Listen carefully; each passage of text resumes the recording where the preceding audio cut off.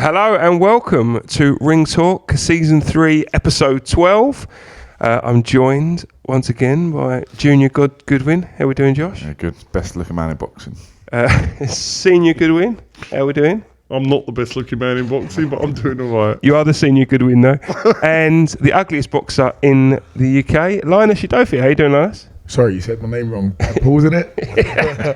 I'm good. How are you? You okay? Yeah, not bad. Who do we think is the ugliest person in boxing, just out of interest? Don't say Jack Hughes because you get very upset. So Steve thinks Jack. I'd probably have to go for Brad, you know. Brad Pauls. Yeah. Is the okay. We'll throw it at you out there. Comment below who you think the ugliest boxer What about you, in the Linus? UK is. Who's the ugliest person in boxing? I prefer not to speak. Poochie. Legends. Right, gentlemen, so there's been a lot go on the last week. We didn't get too much backlash from the old New Age Boxing Thing podcast. Good. Received very well. Terry Chappendama was really not controversial, but I thought he was a really good. Really good points from everyone, I thought. Yeah. I thought Andy, Martin, everyone was put some really good points forward. I thought it was a good episode. Yeah, the only one I will say, and I'm going to call you out on it again, is the draft idea. The draft idea. You wasn't a fan of the draft idea. I was not a fan. The NFL draft. Did you hear the draft idea? No, what did you think? It won't work here. No, yeah. It won't work. But it's an idea. It's an idea, but just throwing ideas out. It's not going to work. So, Steve, I know you want to review and preview the small hall. So, a new segment we're going to bring to you is we're going to do a little roundup of the small halls, not just going boxing, but what else is going on around the country, what's been going on. I know you've got some cards that you want to review and preview, so I don't know if you want to run through those. So basically this is something we'll do every week. We'll review the small hall, preview the small hall. A lot of small promoters working hard out there. We think that we talk about all our cards, but I think it's nice to give other people credit and talk about the good fights that they're putting on. So what we'll do is I'll first start with last week, and the highlight that went unnoticed was the Sam Kinnock show in Aberdeen, where Louis Green, who's fought on our shows before, and he's a real tough kid, he puts up a great show. He actually won the Commonwealth title and he beat the local guy Dean Sutherland with a 5th round KO. And I think congratulations for Sam for putting it on, but also congratulations for Lewis for going to Scotland, because he's not probably going to win there on points, but he's actually done the job and knocked him out. He's done that a few times, Steve, and he's gone away to the away boys. Lewis, he's never been afraid to take a fight, has he? He's always and he's lost 3, and it hasn't stopped him, and he's kept going. But he's kept, he's really took the fights, and he's, full credit to him for being Commonwealth champion, because it was only a couple of fights ago he lost the English title to Harry Scarf, and now he's gone up to Scotland and done it. So full props to Louis Green, and really full credit to him for that. Elsewhere last weekend, a fight that, it was sort of small hall on the undercard of the Wasserman show. That, by the way, I wasn't saying the top of the bill was small, but the bottom end is not shown. Bilal Fawaz, the big hyped middleweight, actually got beat. He got beat by a guy called Takari. 2-0. Kelvin Fowler? Yeah. Oh, what was it? He actually got beat last week, and that was the big shocker in the show in London. So just shows you that not all the time. They picked on a 2-0 kid who obviously they thought was beatable, but obviously they didn't match him well, because the kid won conclusively apparently. So that was that. Nielsen's put on a show in Swindon. We had 3 of our guys on it. Billy Stanbury, Constantine Ursu and Bradley O'Connor. Billy Stanbury, who is building up a really good crescendo, and I think Billy could be a real star of boxing in the next sort of 12 to 18 months, and he's building up under Richard Grigg, and he won every round against Vasif Mamadov, so full credit to Billy Stanbury. Constantine Ursu continued his winning streak with the win over Fons Alexander, and Bradley O'Connor also won on points. Good enough show, a typical show that sometimes we put on, where it's prospects against journeymen throughout the card. It's not one of the greatest spectacles sometimes, but you're giving the fighters work, so full credit for them to put in a show on. No real good fights or big fights to talk about, but a lot of fighters got a lot of work. Max Mudway, who I know they rate, and Bradley Townsend, they got wins, so full credit for them for doing that. Up in Rotherham, Steffi Bull put on a 4-fight card. How on earth he made that pay, God only knows. But it saw the return of a fighter that we've seen down south before, Lewis Edmondson, who previously was trained by Josh Burnham. I don't know who he's training with now, and the fact he's boxing up in Rotherham. But he came back with a stoppage over Edgar Sneeds, and he's better than a small hall boxer. But there's obviously been some problems in his career because he's not really done what he should have done or what was expected of him. Coming up this weekend, a very strange card on BoxRec. You've got the Mo Pryor card this Friday, headlined by Quasi Kadimi Ijaz Ahmed, which will be the 4th time they fought for the British title. Twice they've drawn, once Ahmed has won. It's as if they're going to keep throwing the fight together until Quasi Kadimi can get the win. It's 9 fights together. It's hard at that weight as well, though, isn't it? There's not lots of people. But I mean, the fourth fight, and Quasi, and a lot of respect for him, but he hasn't won any of the 3, and it's as if they just keep going back and back and back until they get the result they want. But it will be a very, very, very good fight. I mean, all 3 fights have been excellent to watch. Then they've got a Central Area title as the chief support on the undercard. I mean, Evaldas Korsakos, who's not great, he's 12-8 against Jack McGann, which is their prospect. And then it's got 3 TBAs. So I'm just a bit confused about the show because unless somebody hasn't updated BoxRec, BoxRec isn't always up to date, is it? Yeah, but so I mean, we can't. It's good there's people putting on these cards at the moment as well, isn't it? I was going to say though, but the only thing is, if you're trying to sell tickets to the public would use BoxRec as a guideline, and it just doesn't look an appealing card if you don't put your fights up on there. And that's one thing Nielsen's do well, we do well. We at least can keep the public informed of what's going on. If I was thinking of going boxing on Friday, you'd look at that and think, well, I'm not going for that. So therefore, I think it's something promoters need to do better, is keep the public informed about who's fighting, because we're in the know and we don't really know. Sauna's got a show which we'll cover separately. Steve Wood, who's the busiest northern promoter there is, and he's been going forever, hasn't he? And he does a great job. He's got a show on at Bolton.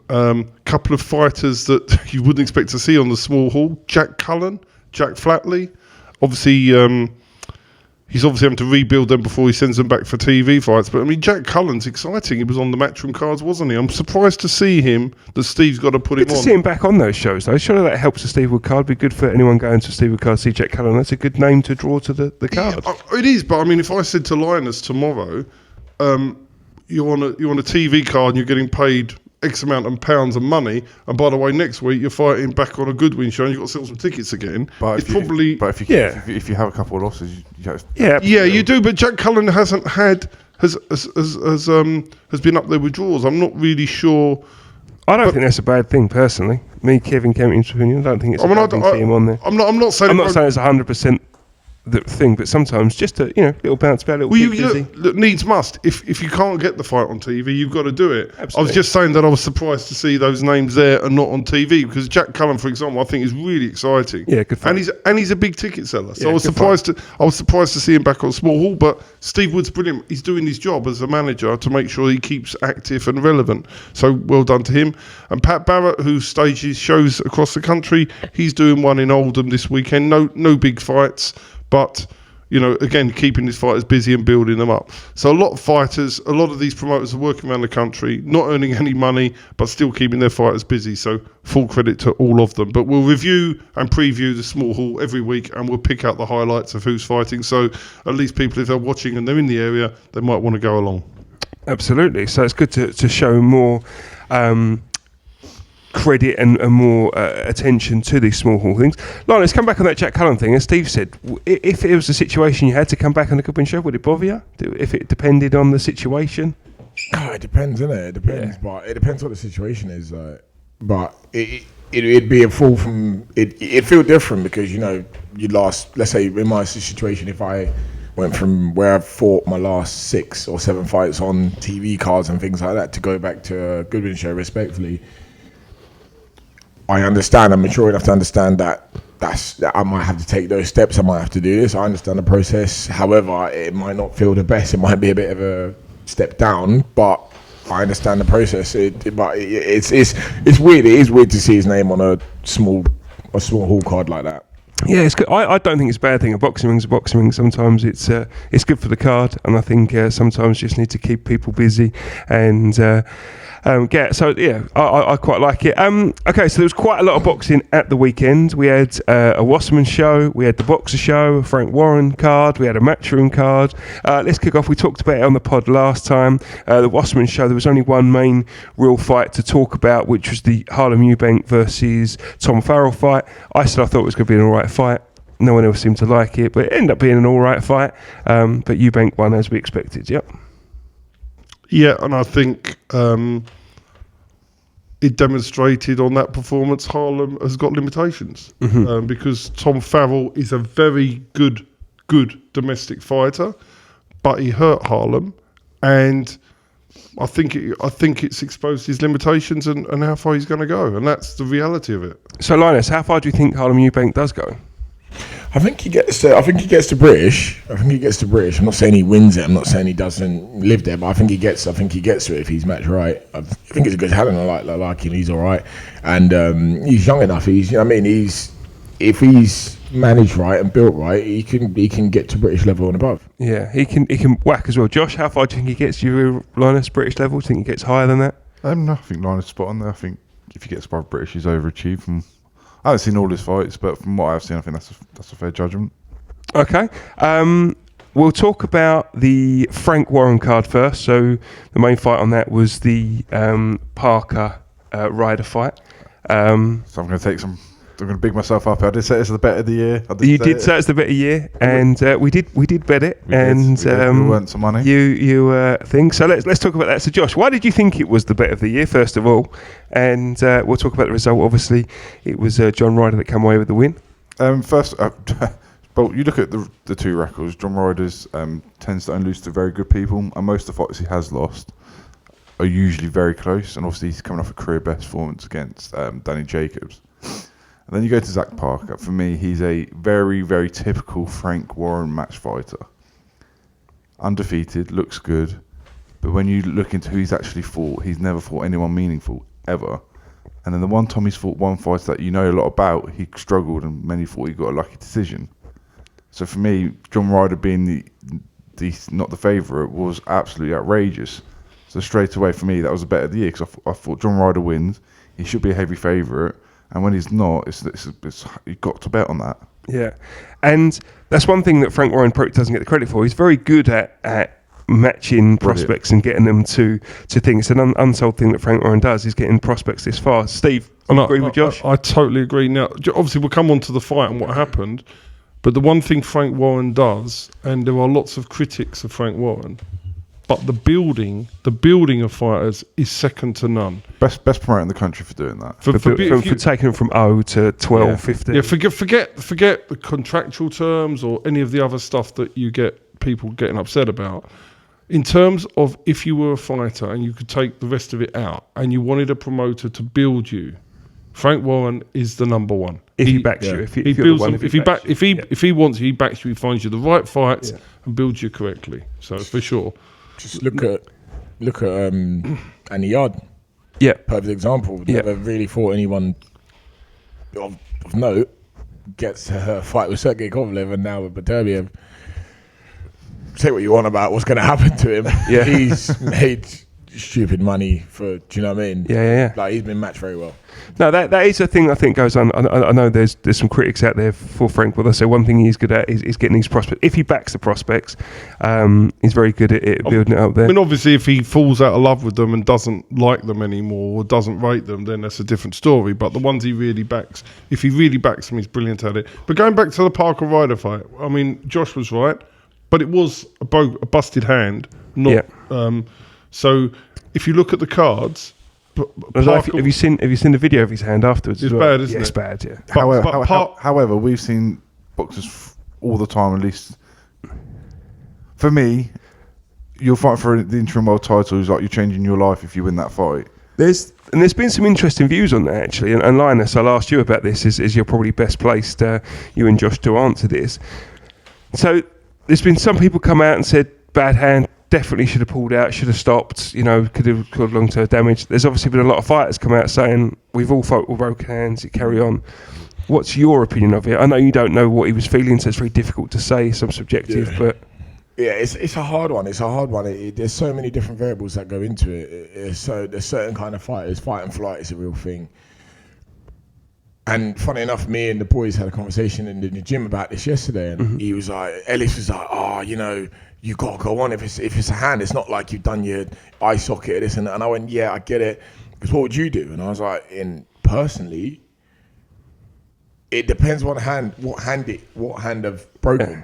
However, I still think the result would still be the same. I would still think, and Martin's probably gonna have a little say about this, but there's an element of my pride I have to go out of my shield. Look, if it's just any 10 rounder, there's not really a meaningful thing. There's not an interim world title on the line.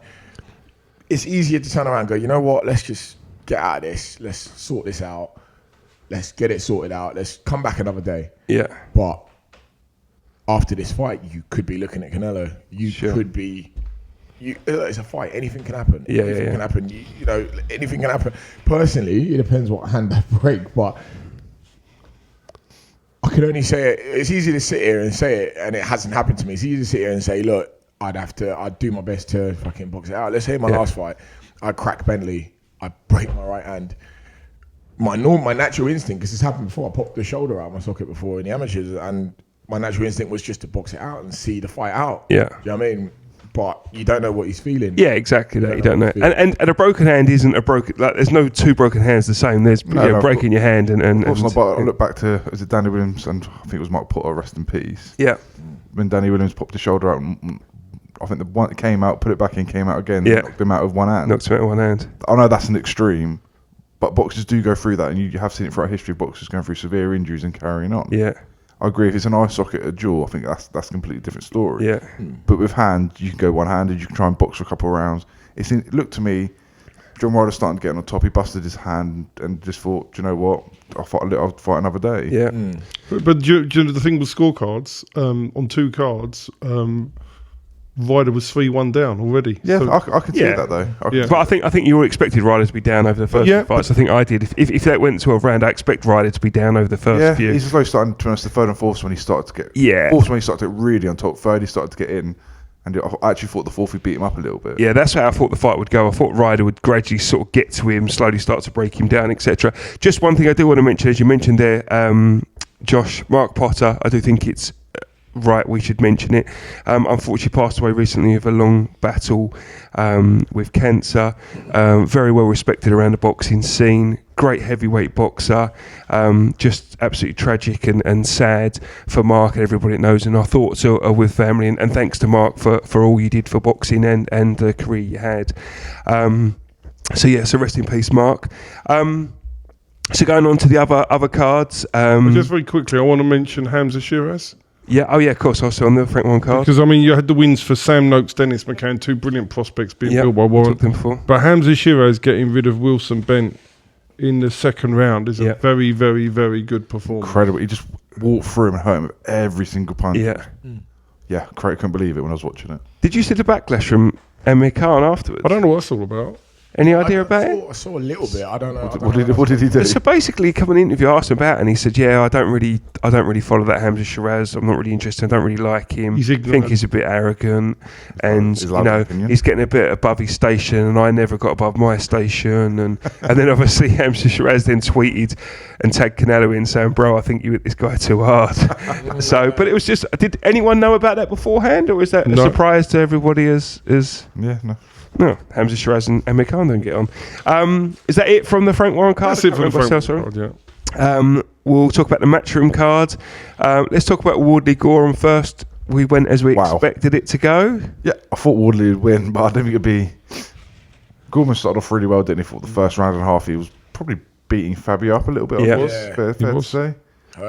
Is Nathan Gorman in one of those categories a bit like Ian Lewison? Yeah, a little bit, where hugely talented, you just wish you could get that. I think he's a cruiserweight. Yeah, potentially. Because Fabio's he's got the weight to lose. Yeah. You know what I mean? And I always said he could be better. He could be so much better if he just lost a bit of weight. Because there's talent there, right? He is. You know, again, they're very much like Ian Lewis. I know we talked about Ian Lewis and also Ian Lewis was an incredible talent, but just didn't train. Just like to food too much, and wouldn't stop eating. Wouldn't stop eating. Yeah, no, absolutely. And it's obviously the same with Nathan Gorman, because the reason you're fat is because you don't stop eating. I know, because I am. So but I'm not getting paid a load of money. Potentially as a heavyweight, you can make life-changing money. I don't get why specifically a heavyweight, does not, when you're on the cusp of massive fights and massive money, you can't stop eating. Mm-hmm.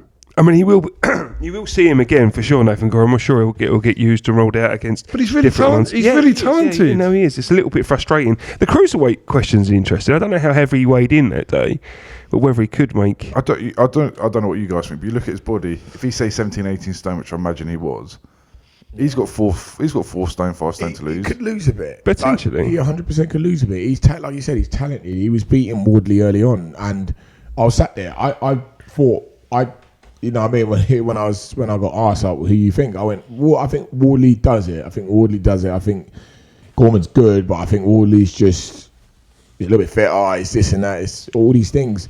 And, you know, Gorman come out strong, hurt Wardley early, and I thought, oh, here we go. This is. I think we're seeing what Wardley's about now. Yeah. And then Wardley pulled it straight out of his ass. He pulled out of his ass. He had to do something. And how far do we think Wardley goes? Because he's very exciting. He's a really likable guy. There's still some frailties there. Yeah. He's still new and raw, isn't he? So he's still. I like Fabio. He's a nice fella, very talented, but he's still so raw. You can see he hasn't had the amateur background. They've got to take their time. Yeah, they've done a good job with him, but I think the next 5 fights are really important. For me, he needs to stay British level and below. No hard. It's going to be hard though, because who's going to want that fight? That's a difficult problem. The Fabio Wardley problem is matching him now over the next 5 fights, not pushing him too far. You got enough American heavyweights sliding who are over the top. Yeah. You can pluck them out, and who've maybe got names but are not really there anymore. Haven't got the motivation. Yeah. And there's enough for them to find to dig up. And maybe look at it like this: if you're managing him, he's just won the British title. You know you can have 3 more fights and win it outright. It's not British heavyweights right now domestically. What is there really about at British level? Mm-hmm. You can probably keep him there for a bit. And when it's time, if he does get it outright, that's 3 fights he's learnt off at a good level where he needs it. He needs that time. He does need that time. I don't think there's enough. I don't think, because you've got to take people like Joe Joyce and everybody move them out. Yeah, they're not. But I don't think there's any heavyweights for him that are in that zone. There's the up and coming ones, but there's none that are ready for Wardley in effect. Yeah, this is what I mean. If you manage him well, you can push them in there. You can push them in and keep him at that level. And then when, let's say he's done that, you can kind of push him to one of the WBC. But Eddie won't do that. Eddie will find the so-called names that are sliding, same as he did for Conor Benn. Just find the ones that are sliding that have got a name and build Wardley up on that. That's what they'll do. Eddie's good at that. He's definitely got the potential, Fabio Wardley, but he definitely needs handling the right thing. And now seems a good time to announce the next British heavyweight. Josh, you're coming back, is that? Heavyweight champion of the world. So that was the Wardley fight. So let's talk about Dillian Whyte, Franklyn. Can we not? What do we think? First of all, do we think the right man won? No. Yes. You say no, Steve? I think it was touch and go. So I probably, I'm not sure. You're not sure? Yeah, so he didn't win 8 rounds out of 4. But you thought he won the fight? But I think Dillian Whyte won the fight. Okay. I think. Now that's really interesting though. Sorry. There's 3 of you here. One's got it Franklyn, one's got it a draw, and one's got it Whyte. So that proves it was close. It was very close. I'm not screaming robbery. I personally thought Franklyn nicked it. Yeah. But gave it Dillian by 2 rounds. Can't complain either. So it's not. It wasn't a robbery for me. I think what was the wide scorecard? It 116, 112. Yeah, that's too wide. But 8-4. Yeah, that's ludicrous. That's not. Do you know what I mean? It wasn't 8-4. It wasn't. Yeah, like Dillian Whyte didn't get started till 4 rounds in. Yeah, and then he won bits here and there, and then there was some shared rounds later.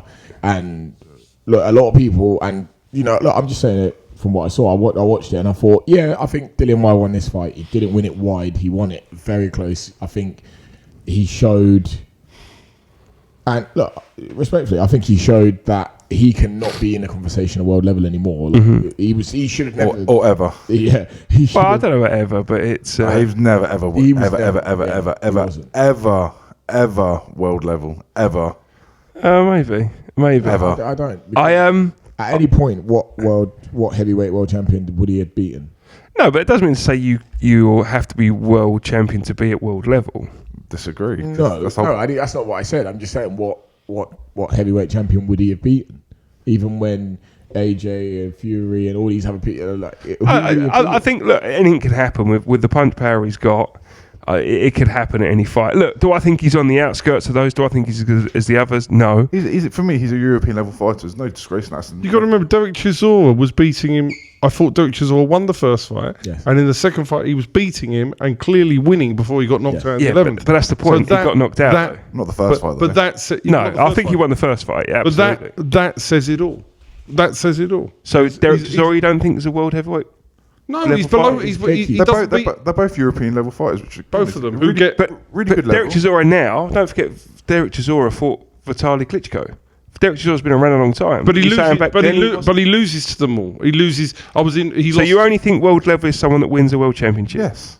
Yeah, because you're just. If you say So does that mean everyone that's at the World Cup is not world level in football? Yeah. Because you've got to be world level. So England are that's not a not- world. you so can't England call- are not a world level football. you can't that's call bad Qatar. comparison. You cannot call. They've won a World Cup before that. You can't call. Yeah, 1966. Still won, You can't listen. You can't call Qatar world level football team. They're rubbish, but they're in the World Cup. So just because you compete for it, it doesn't make that. We're talking about Harlem Eubank. Harlem Eubank may fight for a British title. Doesn't make him British level. It means he can step up, get beat, drop back to English level because that's where he's competitive. So just because you go up and get beat. Now LINUS fought for the British title. So LINUS isn't British level. Now hold on a minute. There's a difference. If you fight for Why is there a difference? You just said if you haven't won it. because Chisora, no, if you haven't won it or been competitive, Oh, okay. So it's now competitive. No, when you fight for a world title, if you are blasted away like Klitschko smashed Chisora to pieces, right, and he just walked through it, he won virtually every round and beat him up.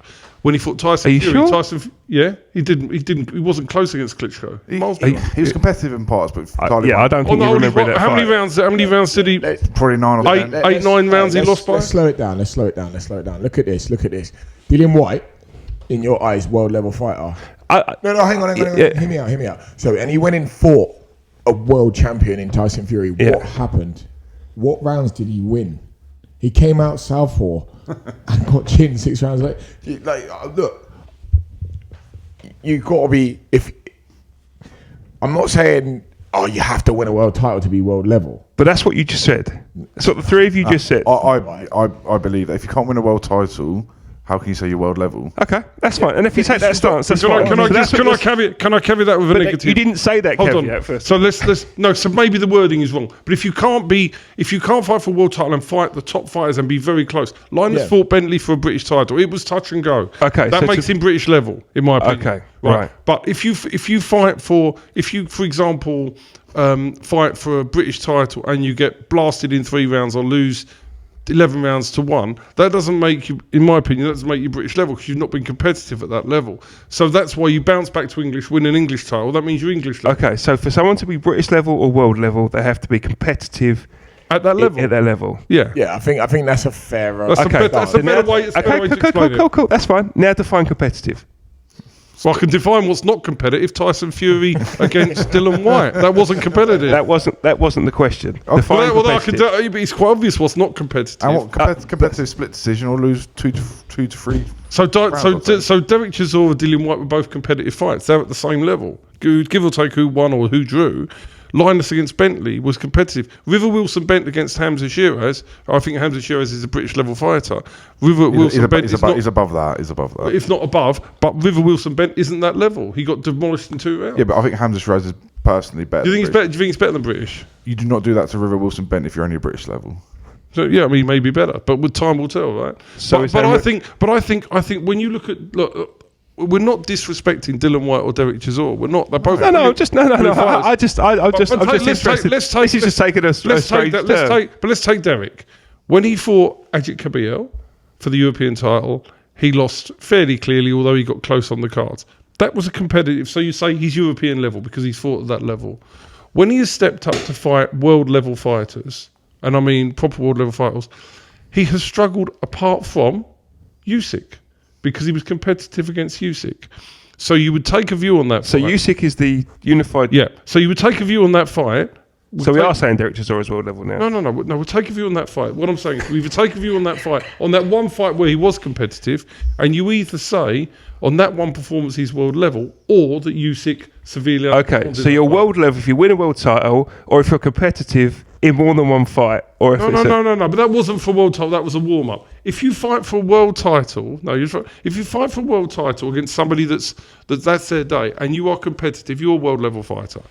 And competitive means that it's not a one-sided beatdown, or you're not eliminated or destroyed in 2, 3, 4 rounds. So like he did against Usyk. Sorry? Like he did against Usyk. That wasn't a world title fight though. But that wasn't a world title fight. That was just so Usyk was at his best. When you're fighting world title fight, that shows you. If Linus had Bentley is the example of a British level fighter that hasn't won a British title yet, and in my opinion, Dillian Whyte is somebody that. You've also got to remember there's a difference. There's only one British champion. With world titles, there's 5 to who talk. Yeah. There's potentially 5 people that you could fight and become a world champion. Sure. I know sometimes they're unified or undisputed, whatever you want to call it. But if you cannot be competitive, or I think beat them, how can you say you're world level? Dillian Whyte got knocked out by Povetkin, who used to be world level. Sure. Wasn't when they fought. Got knocked out by Fury. Got knocked out by AJ. Was it the British? In the British. No. I actually get your stance. If you're saying if you haven't won a world title, you're not world level. That's a good line in the sand. What I'm a little bit confused of is where you can move the line. Yeah, but the thing is, well, I can ask a question. Is Linus Udofia a British level fighter? Yes or no? I think he is, but Right, but he hasn't won. But he hasn't won. A correct, British which is my point. That's the point you were making. If he had fought Denzel Bentley, right, and Denzel Bentley had beat him 11 rounds to 1, bossed him round the ring, battered him round the ring, nearly stopped him, you then wouldn't say Linus is a British level fighter because you'd say he's failed at that level. He goes back to English and regroups. But in that fight, he demonstrated he was British level. So it is a subjective. Yes, it's subjective. However, I think it's hard. It's hard. World level and British level is different. You fight someone for a British title, but their true level. Yeah, that's true. You fight Felix Cash. For me, he's definitely European, maybe a world level fighter. Yeah. You fight for the British title and get knocked out in 4 rounds like Denzel Bentley did. Yeah. Doesn't mean you're not British because you're just fighting someone who's very, very good. Absolutely, yeah. So it depends on who you fight as well. Yeah. And also, you're right. There's a lot of variables that go into it. I think the stance. I think what Kevin's trying to differentiate is I think where we've both jumped the gun and kind of said something. You both said, and I'll quote, and I'll clip this here. You both said, if you haven't won a world title, you're not world level. I think we should. And this is what I'm trying to say. That bit I'll retract. Yeah, this is what we're trying to say. I think we made it so black and white. I'm happy with your when it stance. wasn't. And it's not. And that's what we're doing. It's not black and white. But I totally agree with Linus. Dillian Whyte has not proved himself to be a world level. No, but plus that line. It's not just for all boxing. There's certain fighters that you could make it black and white. Josh's point, and that's what I should have said. Josh's point is exactly right in the fact that the world title, in the fact that there's 4 different world champions, because then what that happens is that dilutes world level because you need multiple people to fight for the title, so that dilutes it down. So that's almost a world level. I think it's harder to define than British level, for instance, because of that. But anyway, we're not saying Dillian Whyte isn't an excellent fighter. Oh no. So that's my next point. Do we think Whyte wasn't very good, or do we think Franklyn was better than we expected? Both. Both, yeah. Both. Okay. 100% both. Okay. So how far did Dillian Whyte go, or is that it? I think he's British Commonwealth European level, and when he steps up to world, he gets beat. But there's no shame in that. The Whyte. Absolutely. I think the Whyte Joshua rematch makes really good sense. Yeah, I can see that happening next year. I'm still interested in it though. It sells. That's it. It sells for Eddie. It doesn't make sense for AJ. For Eddie Hearn, it makes sense. They're going to make shed load of money. But it doesn't. Do you think people still go for that fight? Yeah, they will. I think it's one of those fights, as always do. We'll go, no. But the week of the fight will get drawn in because it's just what happened. Dillian Whyte will do something at the way. Yeah, just something like that. But obviously, Joshua come out at the weekend and said next year he's looking at Fury or Wilder or both. Is that we like those for Joshua? Yeah, perfect. Yeah, and this is why it doesn't make sense to go fight Dillian Whyte unless. But they will. They will. They can talk a lot of stuff. Let me tell you, Joshua doesn't fight. There'll be all the reasons as to why it doesn't happen. He won't fight. I don't think he fights Wilder. I don't think he fights Fury. I think he fights Dillian Whyte. And that's because how many times have we had this with these boxers where they talk and talk and talk and talk and talk, but every time Joshua's, I needed Usyk, we accept that, but the Fury and the Wilder has been going on and on and on. I think Joshua himself would probably like to do those fights, but the team will think they can make as much money or good money from not Dillian. Not anymore. You don't think so? AJ is never going to be the superstar and loved heavyweight after what he'd done against Usyk. People ridicule. Do you think he's damaged? 100%. You don't think people have forgotten about that? No. Every time. No. As in, like how when it happened, it was all everyone could talk Whenever AJ comes up in conversation, everyone says, excuse my language, he's a dick, and laugh about what he'd done after the fight. Yeah, but that's people's first thought of AJ, and not what he's achieved in the ring and his amateur That's career. a fair point. Yeah. 100%. But don't you think now? Is it because people come to see you because they like you, and people come to see you because they hate you? People came to watch AJ. I think he was very fashionable, very popular. He was knocking everyone out. He's like, he's the boy. I want to go. He had the package. He was everything. He's not anymore. He's damaged his reputation by what he'd done after the Usyk fight, and he's also been proven not to be. Damaged his reputation before that, to be fair. Yeah, but that was so in the public eye. Yeah. And then he's also now not knocking everyone out. He's now been beaten quite comfortably twice. Well, 3 times really. So he's not like he's not the package. Oh my god, he's unreal. We want to go see AJ. We're AJ fanboys. He's not really supposed to about supporting AJ anymore because he's been beaten 3 times. Again, no shame in it. No, absolutely. And he's embarrassed himself. You don't think People will still support AJ feels at Wembley? I don't think so. No. Potentially. Yeah, I think Without ticket giveaways, anyway. Potentially. Matchroom are very good at what they're doing. So It'll be marketed that the winner gets Fury or Wilder, and it'll be marketed. It's a summer Wembley Stadium fight that'll happen next year, and with the winner going on to fight Fury or Wilder. But the average punter, Dillian Whyte's big opportunity against Tyson Fury. I don't know what I thought it was going to be a little bit more competitive than it was, but it looked like Dillian Whyte froze a little bit, maybe. Yeah. Let's get back to that. And got sparked out cold in, was it for the 4th round? 4th or 5th? yeah, 6th maybe, I can't remember. AJ's been beaten. It's the Southpaw that done me in. Yeah, AJ got beat by Usyk again, probably the pound one of the best fighters in the world. But then he's damaged his reputation with his actions afterwards. And people think, okay, it might be a good fight. O2 probably will pack that out. 90,000 at Wembley. With 2 people, Dillian Whyte put a lot of people off of this Tyson Fury fight, and AJ, he's not the force he once was. I just don't know. I just think that's a big. Eddie Hearn will magic that up. But you just watch it. They'll sell out. We'll virtually sell out Wembley, and Eddie Hearn will do his job as a promoter. No, I get what Josh is saying. Like if I agree. I'm agreeing. If you look at their last fights, you look at, like you said, Usyk beat him. Like he convinced a lot better than the second time. Showed him kind of what was going on, and AJ did what he did after the fight. Dillian Whyte's last fight, getting back to that, either Franklyn was really good, or Dillian Whyte was just that little bit behind. Maybe it's because he took his eye off it and kind of thought, I'm going to walk through this guy, or maybe he's just kind of showing, the damage. He's 34. He's taken a few bad losses. He's not the Dillian Whyte before. He may not be that savage. Who knows? DAZN as a boxing, as you know, is a business first, right? DAZN as a business model cannot afford for Joshua to lose to Wilder, which he will do, or lose to Fury, which he will do. They cannot, as a business model, do that's a bold statement. Well, that's what I believe. So I think Wilder knocks him out, and I think Fury is one-sided beat. Do you think Joshua beats either of those 2, Wilder, Fury? No, however, I do think Wilder, if Joshua was just a shootout to who lands first. Yeah, Linus, do you think the same thing? Do you think the same thing? Fury beats Joshua convincingly. Yeah. And Wilder is quite... The difference is when Joshua gets hit by Wilder, he doesn't get up.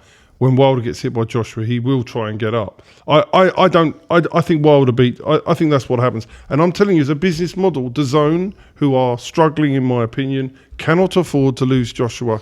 and therefore they will do the prep fights in March, the White Joshua thing in June. You say you can't afford to lose him, but he hasn't actually fought in DAZN yet in the UK, has he? No, but they need a fight. DAZN as a business model, if you look at what they've got, they're not signing anybody. In the UK, unless he's going to abort UK and go America only, which may be what his plan is, but if he wants to retain the UK market, he's losing a Coley, who's a world champion. I know he's not the most entertaining, but he's losing a Coley. They do not need Joshua to go out and lose again, in my opinion. Okay, well, it'll be interesting to see what happens over that. We digressed a bit with that, so some interesting content there we got there. It's good. What do we think of the performance? From White? White, yeah. Or from both. Like, I was surprised with Franklyn. I didn't think we were at the office and we Watched them, looked it up and we thought, I put a bet on like he's going to get chinned by. Yeah, I thought so. Lost money, but I think Dillian Whyte showed heart, which we can always say he's got, but I would say that he looks like, it looked to me as if the defeat to Fury has regressed him. Yeah, it's shown, and he's definitely not as good as he was. He's not a young man anymore. And he's also he's lost two of his last three. And he's changed trainers every 5 minutes, and I just don't feel he's the same fighter he was. And Dillian Whyte has given everybody a lot of entertainment over the years, but he's definitely, in my opinion, not the fighter he was. And I got a bit of a soft spot for him. Started on the small hall as well, which is really good to see him come through. That's why there's a little bit of a soft spot for him as well in terms of that. Okay, so looking ahead to this week, there's a few cards. We haven't done a boxer show of the weekend, have we? No. It's because we're too busy arguing about World Level. So we haven't done the boxer show at the weekend. I didn't see any of it. I gotta admit, I wasn't feeling very well, so I didn't. Josh and Linus were there, and I watched. Josh and Linus are there. Yes, so give us the overall. Obviously, Mikael Lawal was on it, wasn't there? Yeah. Azim was on it. Charlton was on there. Obviously, Sean Robertson, Gilly. Give us a rundown, boys. Yeah. So Linus was kind enough to take me along with his free ticket that he got. So thank you very much. You was his +1. I was his +1. Yes. It's actually probably the first show I've been to outside of Goodwin Boxing for about 4 years, I think. So it's quite nice not to have to deal with anything, to be honest. Yeah. But yeah, what fight was I? Sean Robertson, Sam Gilly opened up the Sky Show. Really, yeah, we didn't really care about the other ones, did we? You're too busy socialising. So let's talk about Gilly Robinson. So obviously Gilly retained. I did see that on Twitter. Obviously he dropped Sean with the right hand. Good performance. What we thought with Sam and Sean. Good fight. Yeah, for me, it didn't ever catch light. I thought it was going to be a better fight than it was. Yeah, it wasn't boring. Don't get me wrong, but yeah, I feel like Sean could have done better. Yeah, I don't know whether it was ring rust. He's only fought 4 rounds in 2 years or something stupid like that. Yeah, or the first time the big cameras. I don't know. I feel like Sean could have done a bit better. I had it exactly how the two judges had it, 97-93. Yeah. Sam Gilly boxed really well, controlled it, never really looked too uncomfortable. But when Sean did put it on and pushed him back, he had some real success. And for me, just didn't do it enough. And I'll come to you in a minute. I'll come back to you in a minute because I know there's a bit you want to do. Linus, obviously stablemate of yours, Sean. What did you think? What is the performance like? What was the... It taking nothing away from Sam. Sean, just, I've been in a camp. I've done the whole camp with him. I've seen him spar European super welterweight champion Pratt Milan. I've seen him sparring Denzel Bentley. Me and Brad have been sparring him over weeks, and he's looked wicked. He's had no excuses. He's had a shoulder problem, which wasn't. I'm not saying it was a factor, but he's done it through all that. He's done a camp with us, and he's looked fantastic. I was convinced he beat Sam if he shows up how he has been in sparring, and he just maybe because he boxed well from the start. I think he boxed well from the start. He got caught with right hand, lovely time right hand. Put him down. He wasn't really hurt. He got up and he got up he kind of just he got up. He had a minute and a half left, and at that point everyone thinks the same thing. Get on your bike, get through the round. And he kind of just did that the rest of the fight, and there was a writing on the wall, like maybe 6-7 round where Sam started to visibly look like even though there wasn't a pace, like you said, it wasn't the fight we expected. There wasn't a pace, but Sam looked like he'd kind of blown his load trying to get Sean out of there, and it was kind of there. If Sean wanted to step put his foot on the gas. And when he did, he had a lot of success, and he could have done a lot more. I'm not saying he would have stopped Sam. I'm not saying he would have been outwardly, a different result. However, he just didn't do what we all thought he was going to do. Whether that was to do with the lights, whether that was we don't know. All credit to Sam though. He did everything boxer wanted to see. And I know you have an opinion of what I know. I don't. To say you don't know, I know. So let's start off with the fact that Sean, I really like Sean. I've managed him. This is his first fight not under our management, right? And I used to have lots of conversations with Sean, and he does his own thing, right? So he wants to do his own thing at times, and that was where he wanted to be. It's not the bright lights, because he fought under the boxer competition. Yeah, he fought brilliantly against Stephen Donnelly, and if you remember, he lost the first 2 rounds, took over in the third, and was coming on top. Yeah, that's what I thought we were going to see against Sam. Right, no, but you weren't going to see it. You can't go into a fight like Sam Gilly, who you've got to have respect for, with 4 rounds of boxing in 2 years. It's ridiculous. It's ridiculous. It's no preparation. It is not the right thing to do. And he paid for that. Sean Robinson was way below. I'm not saying he'd have beaten Sam Gilly anyway. Way below what he can do. Yeah. He did not demonstrate any of his ability at all on the biggest stage of his life. And it's because the preparation was not good enough. You can't go into a fight with Sam Gilly, who is a really good fighter, and he now deserves a shot at the British title, and we will now see whether Sam Gilly is British level, right? Yeah. You can't do that and think you're going to that's the right thing to do. And obviously, but I don't know why they did that, and it may be, and it probably was Sean, because Sean could only go up for the big fights. I can tell you what, when we're backstage with Luke, he was saying he thought Sean needed to have a warm-up fight. And he said Sean doesn't believe he doesn't believe in ring rust. Well, Sean is a boxer, right? He should be listening to his trainer, manager, and everybody else. It doesn't matter. Statistics show you need a warm-up fight. It doesn't matter what he thinks. So therefore, he's paid for what he believes. The boxer should not interfere in that sort of stuff. So that's his mistake then. The point is, you don't beat Sam Gilly with 4 rounds in 2 years. And Sam has been fighting regularly, hasn't he? Sam Gilly's got momentum. Sam Gilly's an excellent domestic level fighter. And as is Sean. The potential of Sean is very good. Yeah, but Sam Gilly turned up because he had proper preparation. Sean doesn't turn up because you can't do that with 4 rounds. It's ridiculous. Yeah. And I was really frustrated for Sean, because that was not the Sean Robinson I've seen before. No, yeah. Anyway, end of rant. I'm just disappointed for him that on his big night that it went wrong. Yeah. He can come again though. Yeah, he can. Yeah, he could come again. Absolutely. Yeah. It depends on where he comes again. Do you think he gets another TV shot, or do you think he has to go and build somewhere else? He's going to have to go small hall, get a couple wins, go for a southern area, and try and get back to the British level again. Yeah. Yeah. I think it's the thing. They've got some work to do. He's got to be careful now, though. He's got to be careful, because a lot of people are going to look at that and, take away everything Steve said. A lot of people are going to look at that and go, "Oh, they're going to lick their lips here. They're going to, Well, listen, he could be, if he's not careful. If he's not careful, he'll turn into a glorified journeyman. Yeah. Where he will be high level journeyman. Yeah, this is what I mean. That's down to him, his management. But if he's not careful, and he will now be getting the calls, because they will think, rightfully so, he's well beatable. Yeah.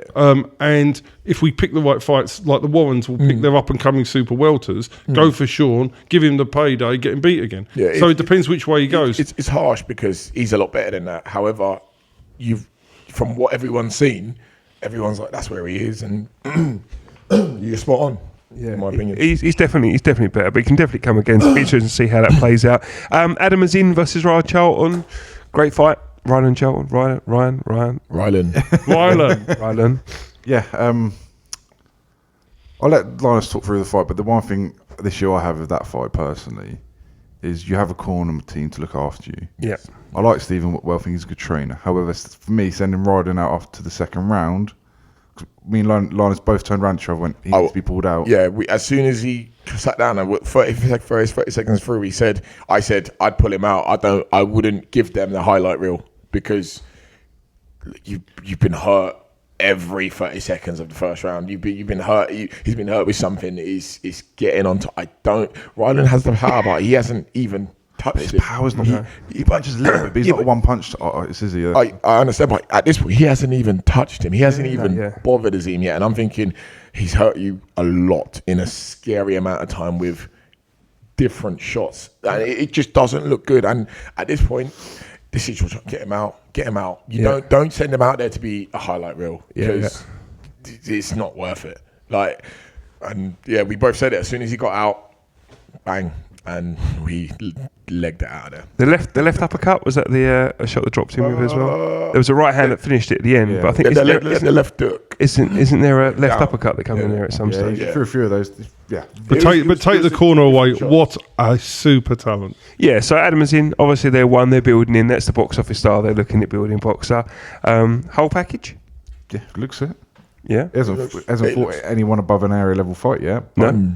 Bloody hell, he's absolutely demolished. Look, Ryan Shotton's an area level fight, so he's no better than that. Again, a really good level. Yeah. But if you're talking about world titles, he needs to beat people better than that. But my God, he looks like he will. That's an important distinction to make where you say area level is good level. When we say someone's area level, we're not degrading something. That's a good, there's a lot of people who don't get to that level. No, you just say in stages. Yeah, absolutely. That's not derogatory at all in any shape or form. It's not meant. It's the opposite. It's it's meant to that level. So we think Adam is in. We'll go far. Who else is on the card? Anyone else have missed? Steve? Mikael Lawal. Mikael Lawal. Yep. Wow. What was that like? It was weird. I was saying to my dad, I wasn't scoring it. When I was watching it, it felt like Mikael was landing the big shots. Every time he landed, it bloody echoed around the alley paddy. And we weren't close. So at one point, we were quite near the back, and we could still hear it. You were kissing babies and shaking hands at that point, weren't you? Doing your social thing. I was just enjoying my day. Was you? Just enjoying my day. Mikael, how far do we think he goes? What level do we think he's at? Where do we think he gets to? I personally think he's at his level now. Okay. He's British Commonwealth, that sort of level. I think he gets beat when he steps up. I agree. Do we think he steps up next, or do we think you'll keep feeding him this level? Again, I think they need to keep him at his level for a little bit, personally. Yeah. He's hard to watch. So there's some brilliant fights at cruiserweight. Yeah. There's some really good, talented cruiserweights. Him versus Rackpool, him versus Isaac Chamberlain are the ones that are... The Chamberlain's great. Then you've got the ones behind. They've got Watkins, Parper out for the English. The winner of that, he beats. He beats both of them, Yeah, but it's a perfect fight for him. Yeah. So there's plenty of winnable fights that he can have. So, good luck to him. And he's done it the hard way. He's come up through small hall. We fought on our shows. Yeah. And full credit to Mikael Lawal. But I understand the most disappointing boxing performance of the night came off TV. Yes, Mr. Brad Pauls. Brad Pauls. So this is a exclusive. People don't know much about this. This hasn't hit the headlines, which I'm surprised at. At the event of the weekend, there was a punchbag machine and a 17-year-old. A 17-year-old beat Brad's score by, was it 60 points? It wasn't close. It wasn't close. So let me give you blow by blow what happened. So we're just there, we're just mooching, hanging around, getting a drink or two, and Brad's missus turned around and she was like, "Punch machine, you and LINUS should do it. See who hits harder, because Brad hits hard. He's got better absolutely. Brad's a puncher, isn't he? I went, he's not anymore. Just a fucking farmer, in here. You know what I mean? He pushes tractors all day. Anyway. We've gone on it. Brad's hit it first, and as soon as I see him hit it, I went, "Yeah, I've got this." He was like a little ballerina the way his leg kept coming out. I've never seen something so stiff in my life. But I've got video evidence as well. Have you? Yeah. Can you send that to me? Because I'll clip this in right now. I'll put it in the video here. No technique, bruv. What's your high score? 842. 849, sorry. Oh, Brad. For anyone's to see Brad's performance. It was bad. So he hits it, and this little. So he's hit it. I've hit it. I think I got like. You're like 7.55. No. 8.55. My high score was 8.66. Controversial. So I got on it. I did that, and I was like, "Yeah, leave it." I went, "No, I'll leave it on now." I just walked off, and this 17-year-old little. He was not 17. He had. He was 17, 6 kids. Yeah, and he's come out, and he was only about 5'5" as well. He whacked this thing, and he's got near mine, and I went, "Nah, I'm not having this." Took my jacket off, got the high score. Brad's still trying to fucking figure out how to hit it, and it weren't a good look. It weren't a good look. But, an L for Brad and a win for Yeah. Didn't somebody say to you, Josh, has that bloke ever had a fight? Yeah, he said to someone said to me when Brad was hitting, he's like, "Oh, is he a boxer as well?" And I was like, Not anymore. I did say to Brad on Monday morning we'd be having a team meeting and deciding whether we're going to release him from his contract. Yeah, Brad. So yeah. So it was the punchbag 1 and Brad Neal. No, so that was good. So this week we've got coming up to preview the cards that's coming up, because this is dragging on a little bit, so we're going to try and speed through it. You got the Wasserman card, Lyndon Arthur, McIntyre. What do we think? Good little card, that. Good fight. Yeah. Now, as bad as that card was last week, this is really good this week. And really Williamson good. versus Kelly. That is an I love that fight. Yeah, great card. I love that fight. So who do we think? Arthur, McIntyre? Arthur. Yep. Stoppage? Yeah. yeah. Yeah. I could see I could see him stopping. Yeah, Joe was him tough, not. Listen, but Joel, let's give Joel's credit. He came back from a break from boxing. He's come back and beaten Chad Sugden for the English title. The English. Full respect. And but now he's stepping up with the big boys. Yep. And I think it's a step too far. I would love to see Joel do well, put Yeah, up I'd love a to see good him pull it performance. But I think he's going to struggle with Lyndon Arthur. Yeah, I think they're not have too much. Okay, so and Williamson Kelly, Linus, who are you picking in that fight?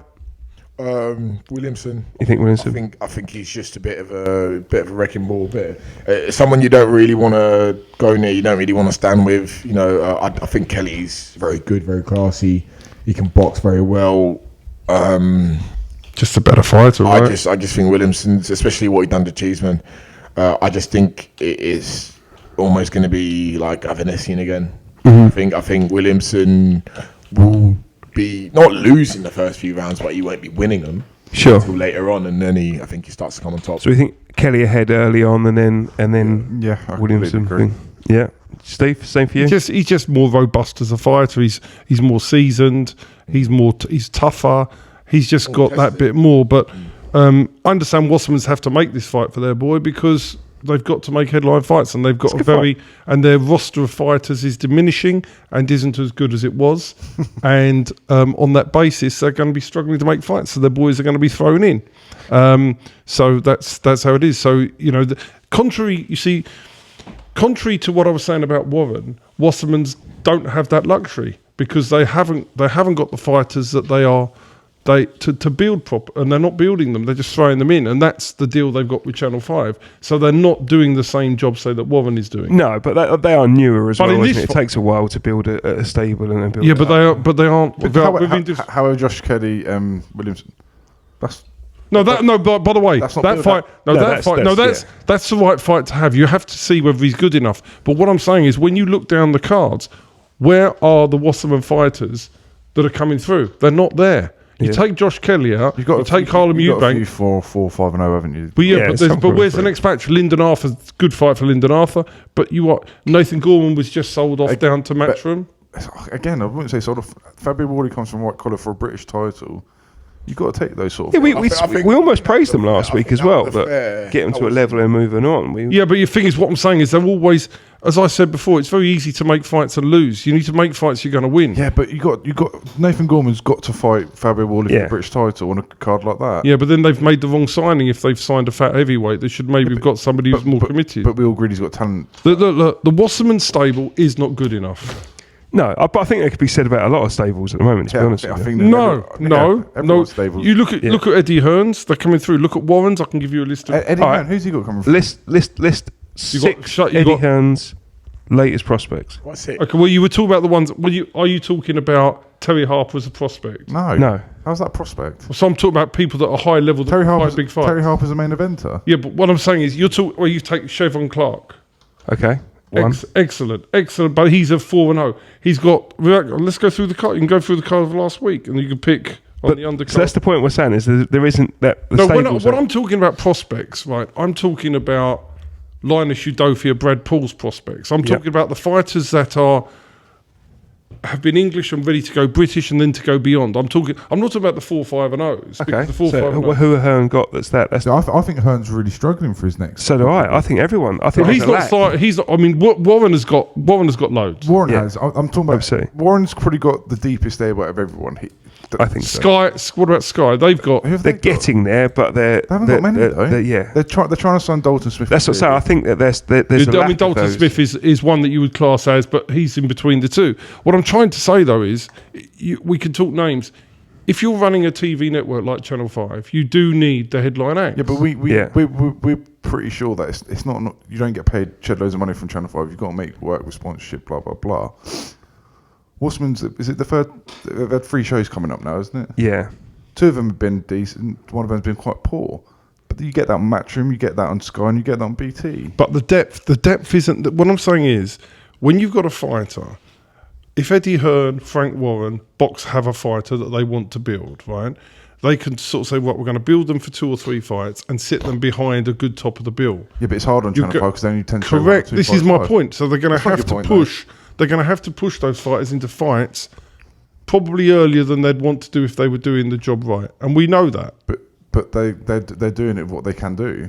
Yeah. So therefore, what I'm saying is they're struggling behind the other promoters. That's Of the course they're point. going to because this is the worst TV day of all of them. Yeah, but that's the point. But it just gives fighters that might not be getting on TV an opportunity. Yes, but the point is, what I'm saying, if you're looking at, say, Harlem Eubank, they're doing a great job with him. Williams, they've now got Liam Williams, so that's fair credit to them. They've got Williams.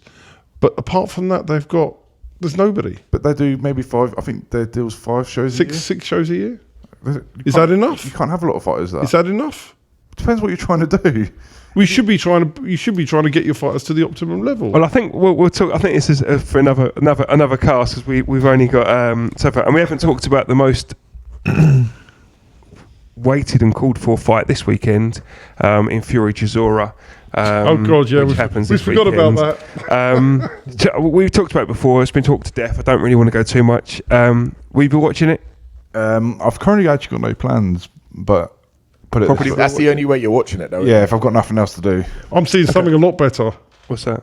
Shaking Stevens and Status Quo. Is that where you go? I'll go there. Much more entertaining. Okay, I think that's most of it. I think we'll move on to the questions. We've had come in for LINUS. It's been really good today, actually. It's I know we've had a couple of disagreements. Josh and Steve always go at But it. is which it healthy? It's healthy. No. It's what this podcast. podcast is about, right? It's about just talking different ideas through and difference of opinion and everything else like that. Right, we've got a question from Lee at I Was Only There. Linus, would you fight Brad Pauls for £2 million each? I'm guessing after the punchbag scenario, you probably would. I'll take it in hobby. Yeah, £2 million. Hobby. I'll bet both our prices. Yeah. When it takes all. So you would fight Brad for £2 million?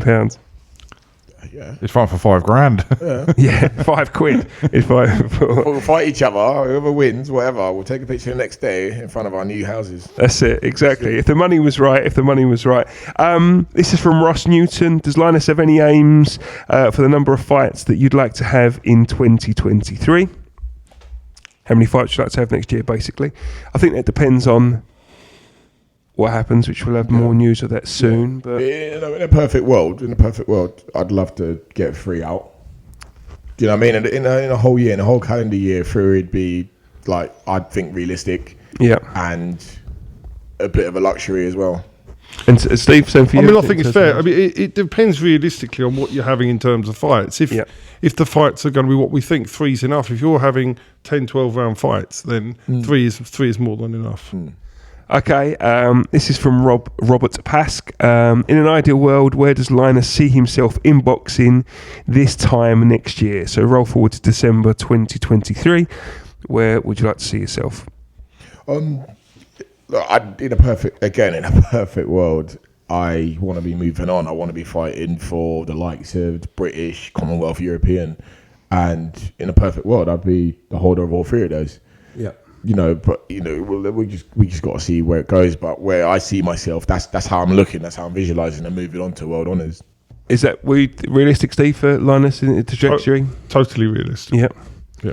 And Josh, do you think it's realistic after seeing his punchbag performance? Has Linus got the potential? He did get the top score, to be fair. Yeah. Okay. So it could be there. Also, Paul, who also messaged last week, so thank you, Paul. Which fighter would he most likely to snipe at an airsoft battle? So people don't know that you're an airsoft fan.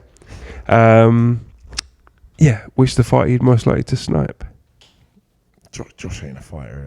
I'm long retired, man. Long retired. Undefeated. It's gonna be Ellis. Ellis, because I love to see him get pissed off. It's gonna be Ellis. Yeah, I love pissing him off. Talking of that, we've had a question from Martin Theobald, obviously known to this podcast. It says, given his stablemate Ellis Stewart has just set out on his own pro journey, what are the 2 best bits of advice that he would or has passed along to him about the pro sport? So this is applicable to anyone that's just started off on a pro journey, but particular Ellis, what 2 pieces of advice would you pass on to him, a new pro? Some of the best advice I ever got when I was coming up was, don't worry about making money for your first 10 fights. Don't worry about making money. Don't worry about, I'm going to take this home. Just get the fights out. Learn your trade. That's the first thing I'd say to him. Get your fights out. Learn your trade. You're gonna pay to fight sometimes. You're gonna not sell tickets. You're gonna have off seasons. That's gonna happen. Do not worry about how much money you're making or losing. Just get your fights out.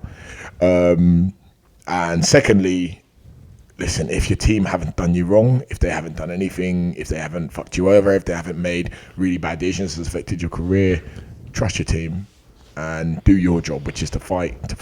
Leave the trainer to train, leave your managers to manage you, and leave your promoters to promote you. Nice. And Steve, that's a good question for you as well. What 2 pieces of advice would you pass on to a new pro?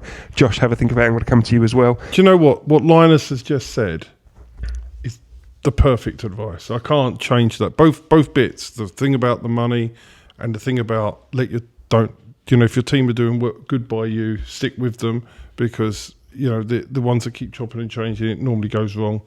But yeah, I can't enhance that. It's just bang on. Joshua? 2 bits of advice. Yes. I think the first one would be sign with the best manager you possibly could, and I'd say my father Steve is probably the best manager you could ask for. Okay, good. And I know people might say it's biased, but it is true for me. No, absolutely. Thank you. And the second bit of advice, I agree. If you're coming through the small hall scene, I think Linus is spot on. Do not worry about the money. The money will come if you keep winning and improving. I think that is spot on, to be fair. Okay, so 2 bits of advice. That was a really good question. I like that. Liam Conroy told me that. Yeah, it's good. No, that's spot on. And last question's just come through, just from B. It says dream fight and venue. I'm assuming a fight that you're going to be in. Yes. Kenilworth Road. Kenilworth Road, okay. Yeah. Luton. Stadium. The worst stadium in the country. Go through I walk through the away council flats going into the stadium. Nice. Have you supported Luton since you were a boy, Linus? Since I was 15. 15. Since I was 15. What do you call it? And who? Yeah, dream venue dream fight and venue. So who would you like to fight? Fight and venue. So we got someone else with like another big. Whoever you want to be. Yeah. Who would you love to top the bill at Kenilworth Road against? Someone that has a big. Right now. Yeah, if you could pick anyone. Yeah. It's not calling someone out. This is a dream scenario. So I'm not saying if you say Canelo, you're saying you want to fight Canelo, but just would be a dream fight and venue. Canelo at Kenilworth Road. Yeah, why not? That'd be amazing. That would be amazing. Look, just like obviously a world title, so like just anyone at world level, like Fair enough. Okay. Bentley again. Fuck yeah, Bentley again. Yeah, Bentley. Okay, nice. Yeah. I like that. That was a good fight. That was a really good fight. That. I mean. And right, okay, I think that wraps up most of this week. We went in directions we didn't expect to. Thanks again for joining us. If you've got more questions for next week, please get Steve or any of us on Twitter. Drop the questions through. We'll try and cover them next week. Linus, thank you for coming on to the podcast. Sorry for getting you up so early and getting you across. You was late, but we'll let that slide. And we'll catch up with you soon. Thank you, gentlemen, and we'll catch you next week. Thank you very much.